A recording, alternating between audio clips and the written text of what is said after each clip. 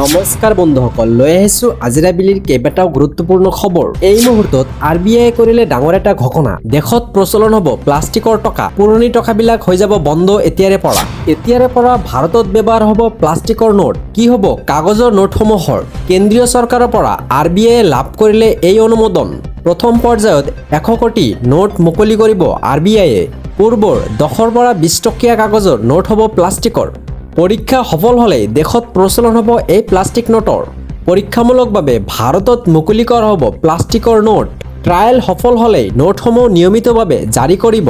ৰাজ্যসভাত এই তথ্য প্ৰদান কৰে বিত্তীয় মন্ত্ৰীয়ে। কাগজৰ 10 আৰু 20 টকীয়া নোট বন্ধ কৰা নহ'ব। দুয়োবিধ নোট একেলগে চলি থাকিব বুলি উল্লেখ কৰে। কিন্তু পৰ্যায়ক্ৰমে কাগজৰ বন্ধৰ পৰিকল্পনা কৰিব পাৰে চৰকাৰে। পলিমাৰ নোট কাগজৰ সলনি বিশেষ প্লাষ্টিকৰ পৰা তৈয়াৰ কৰা হয়। এনে নোট ইতিমধ্যে বিশ্বৰ বহু দেশত ব্যৱহাৰ কৰি আহিছে। ভাৰতত ব্যৱহাৰ কৰা হ'ব এতিয়াৰে পৰা প্লাষ্টিকৰ নোট।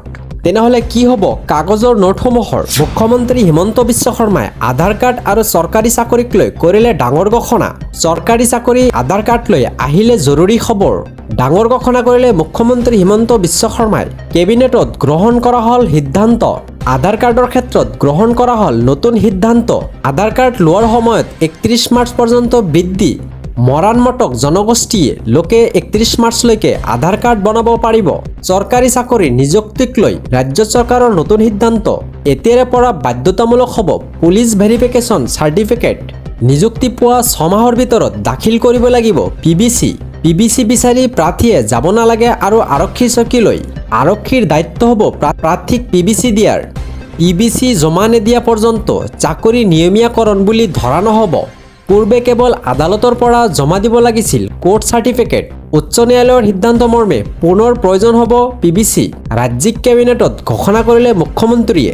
চৰকাৰী চাকৰি আৰু আধাৰ কাৰ্ডক লৈ জৰুৰী খবৰ। এই মুহূৰ্তৰ আনটো বিগ ব্ৰেকিং নিউজ। মুখ্যমন্ত্ৰীৰ জীৱন প্ৰেৰণা আঁচনি পোৱাসকলৰ বাবে এটা ডাঙৰ খবৰ। সামূহিকভাৱে বন্ধ হৈ থকা মুখ্যমন্ত্ৰীৰ জীৱন প্ৰেৰণা আঁচনি পুনৰ আৰম্ভ কৰিব। স্নাতক শিক্ষাৰ্থীয়ে এবছৰলৈ লাভ কৰিব প্ৰতি মাহে 2500 টকাকৈ। ছেপ্টেম্বৰৰ পৰা পুনৰ আৰম্ভ কৰাত অনুমোদন ৰাজ্যিক কেবিনেটত। ইয়াৰ বাবে কেবিনেটত অনুমোদন দিয়া হ'ল 118.58 কোটি টকা। 48,366 গৰাকী শিক্ষাৰ্থীয়ে লাভ কৰিব মুখ্যমন্ত্ৰীৰ জীৱন প্ৰেৰণা আঁচনি। মুখ্যমন্ত্ৰীৰ জীৱন প্ৰেৰণা আঁচনি পোৱাসকলৰ বাবে ভাল খবৰ। এই মুহূৰ্তৰ আনটো ডাঙৰ খবৰ। নিশা 9:04 পৰা আৰম্ভ হ'ব সূৰ্যগ্ৰহণ। আজি হ'ব সূৰ্যগ্ৰহণ। নিশা 9:04 পৰা আৰম্ভ হ'ব এই সূৰ্যগ্ৰহণ। 13 আগষ্টৰ পুৱতি নিশা 4:25 অন্ত পৰিব এই সূৰ্যগ্ৰহণৰ।